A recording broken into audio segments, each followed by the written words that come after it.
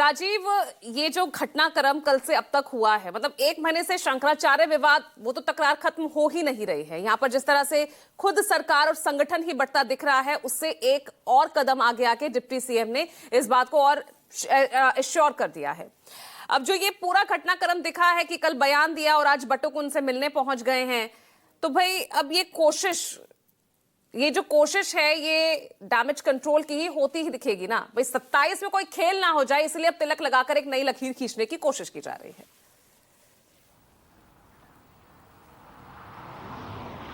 देखिए पूजा, राजनीति में कोई चीज ऐसे ही नहीं होती, सबके मायने होते हैं और सबके पीछे कुछ न कुछ एक अलग पटकथा होती है।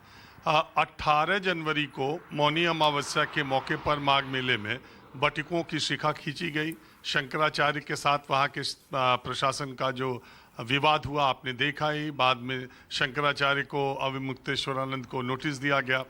ये सब 18 जनवरी को हुआ और आज 19 फरवरी है। ब्रजेश पाठक सूबे के डिप्टी सीएम हैं। 18 जनवरी की घटना पर 18 फरवरी को बोल रहे हैं और 18 फरवरी को बटुकों का शिखा खींची गई, उनके साथ अभद्रता हुई, उनका राजदंड तक पुलिस वाले हाथों से छीन करके ले गए और ब्रजेश पाठक 18 फरवरी को एक महीने के बाद उस पर बयान दे रहे हैं और 19 फरवरी को एकाएक बटुक उनके यहाँ 100 पहुंच गए उनको धन्यवाद ज्ञापित करने के लिए।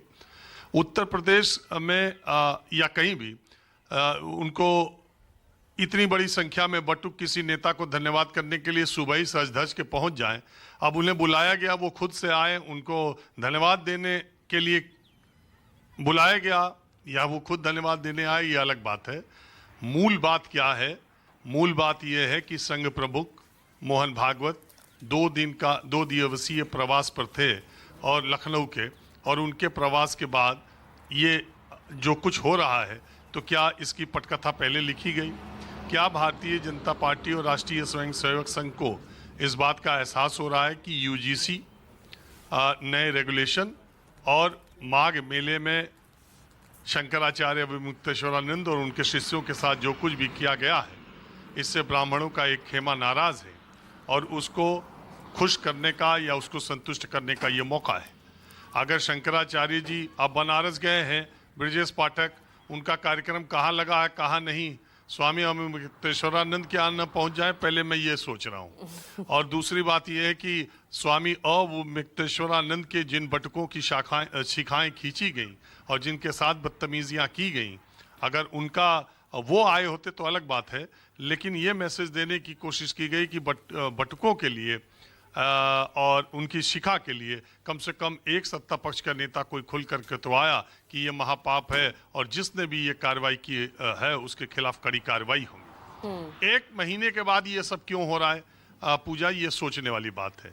और ऐसे समय में जब सीधे तौर पर यह माना जाता है कि ब्रजेश पाठक और केशव प्रसाद मौर्य ये दोनों डिप्टी सीएम पावर बैलेंस के लिए बनाए गए थे और योगी आदित्यनाथ खेमे में ये नहीं माने जाते हैं, ऐसा कहा जाता है लखनऊ के सर्किल में और बीजेपी के पावर सर्किल में, तो ऐसे समय में अगर कोई भी अपने नाम के आगे शंकराचार्य नहीं लिख सकता है, कोई कानून तोड़ेगा तो उसके खिलाफ कार्रवाई की जाएगी।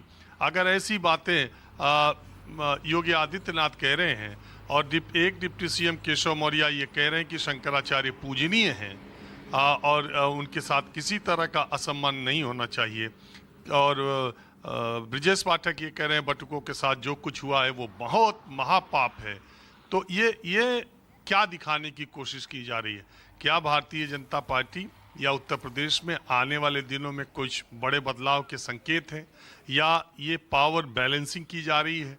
ये संकेत दिया जा रहा है कि जो कुछ है वो सिर्फ योगी आदित्यनाथ नहीं है और उनके इशारे पर अधिकारी शासन प्रशासन के लोग अगर चल रहे हैं तो उससे एक खेमे में नाराजगी है। क्या ये मैसेज देने की बात की जा रही है? और तीसरी बात ये कि जब इस तरह की घटनाएं होती हैं तो कई बार अपने ही संगठन से आवाज़ उठवाकर विरोध या विद्रोह की उस आवाज़ को दबाने की कोशिश की जाती है। तो क्या जो एक असंतोष या एक जो असंतुष्टि ब्राह्मण समाज में इन सब घटनाओं को लेकर या साधु समाज में इन सब घटनाओं को लेकर है, उनको तुष्टिकरण के लिए ब्रजेश पाठक ने ये फैसला उठाया है और ये निर्देश उन्हें संघ की तरफ से मिले हैं कि दिल्ली की तरफ से, ये तो वही जाने।